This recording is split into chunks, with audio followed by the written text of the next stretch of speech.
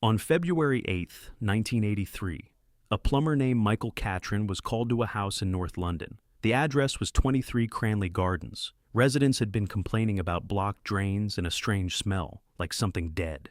When Catron opened the drain cover, the stench hit him immediately. He reached in and pulled out a thick sludge. Inside were pieces of flesh and small fragments of bone. Two residents came outside. One of them looked at the drain and said, "Looks to me like someone has been flushing down their Kentucky Fried Chicken." That man was Dennis Nilsen. He lived in flat 23D. He wore glasses. He seemed friendly and calm. He looked like an ordinary office worker. He was not ordinary. He was one of Britain's worst serial killers. Dennis Nilsen was born on November 25, 1945, in a small fishing town in Aberdeenshire, Scotland. Rooney, his father, was a Norwegian soldier who had come to Scotland after Germany occupied Norway during World War II. His mother was Scottish. The two never built a proper family together. His father showed up occasionally. 3 children were born, but there was no warmth in the home. The marriage fell apart early. Young Dennis had one person he truly loved, his grandfather. The old man took Dennis on long walks through the sand dunes near the coast. The North Sea was cold and gray, but Dennis didn't care. He was with his grandfather, and that was enough. Then one day while out fishing, his grandfather died of a heart attack. He was 62. Dennis was still a young boy. That loss never left him. He later said that before his grandfather returned from fishing, his life felt empty. After the death, that emptiness never went away. He needed someone who would stay, someone who would never leave. As a teenager, Nilsen realized he was gay. This was 1950s and 1960s Britain, where homosexuality was not only frowned upon, but in some cases still illegal. He kept it to himself. He felt confused and ashamed. At one point, he touched his sleeping brother, and when the brother woke up, everything changed. From that day on, the brother mocked Dennis constantly, calling him a sissy, calling him hin, a Scottish word used for a woman. It was humiliating. Nilsen decided to leave. At 16, he joined the Army Catering Corps and moved to England. He loved army life, the structure, the routine, the company, but he had to hide who he was every single day. When deployed to West Germany, his buried feelings became harder to manage. He started drinking heavily. Alcohol became his way of coping. It also became, years later, his method for controlling his victims. He was also developing dark fantasies. He imagined having a lover who was completely passive, someone who could not move, could not leave, could not reject him. The ideal lover in his mind was an unconscious man, or a dead one. He was sent to the Middle East. Soldiers in his unit died. He was kidnapped by a taxi driver and nearly killed. He survived, but the experience changed him. His fantasies began to include dead soldiers. The line between what he imagined and what he would eventually do grew thinner. In the early 1970s, Nilsen moved to London and joined the Metropolitan Police. For the first time, he went to gay bars and had short relationships with other men. You might think this would help, at finally being able to live as himself. But the relationships never lasted. Men came and went. Nobody stayed, and staying was the only thing that mattered to Nilsen. He left the police and became a civil servant. He was good at his job. His colleagues liked him. He was seen as friendly, reliable, a decent man to have around the office. But underneath, the darkness was building. By 1978, Nilsen was living alone at 195 Melrose Avenue in London.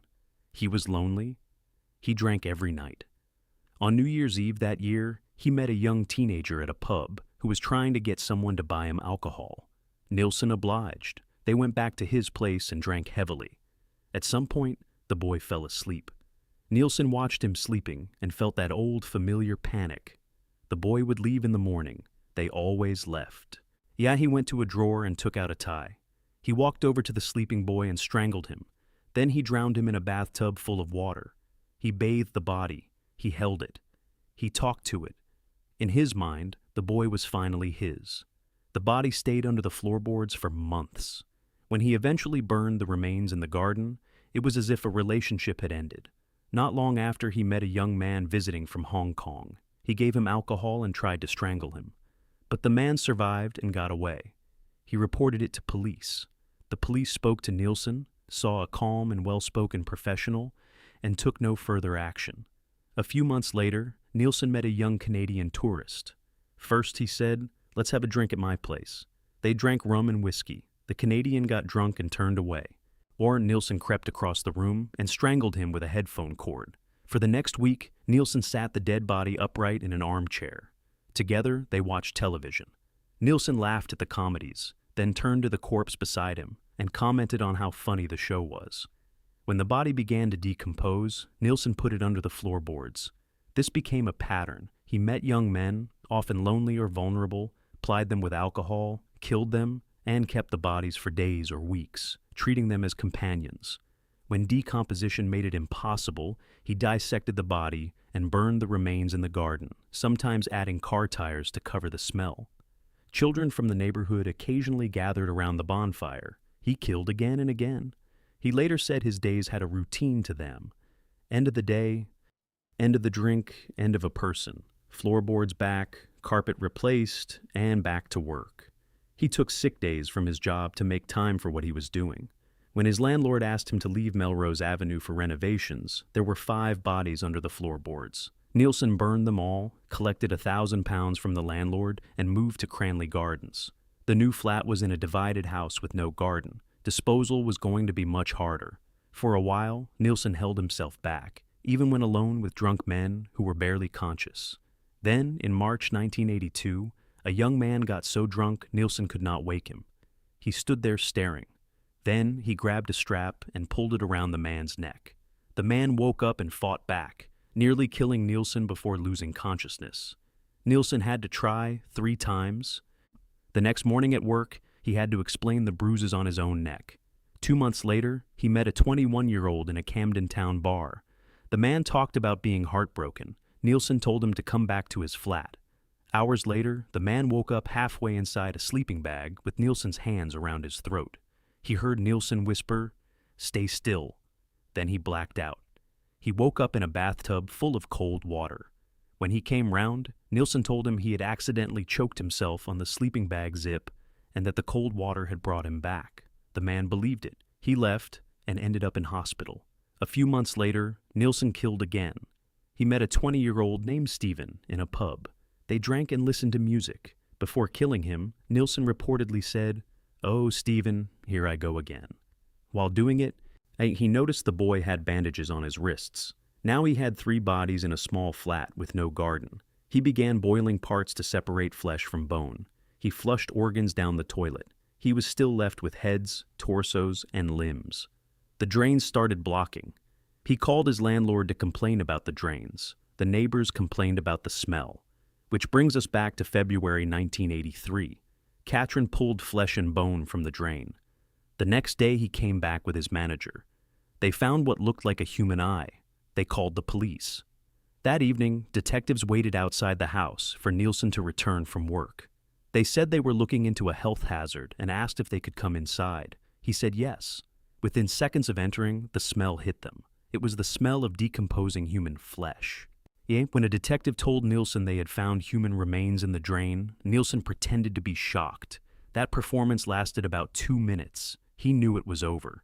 The detective asked where the rest of the bodies were. Nilsen pointed to a wardrobe. Before they even opened it, the detective asked if there was more. Nilsen said, "It's a long story. It goes back a long time. I'll tell you everything. I want to get it off my chest." In the police car, an officer asked how many victims there were. 1 or 2? Nilsen answered without hesitation. 15 or 16 since 1978. Inside the flat, police found a skull, a severed head, hands, a torso, arms, and organs. During questioning, Nilsen described everything: the television watching with bodies, the bathing, the conversations. When asked why he did it, he said, "I'm hoping you will tell me that." He also said, "I wished I could stop, but I couldn't. I had no other thrill or happiness."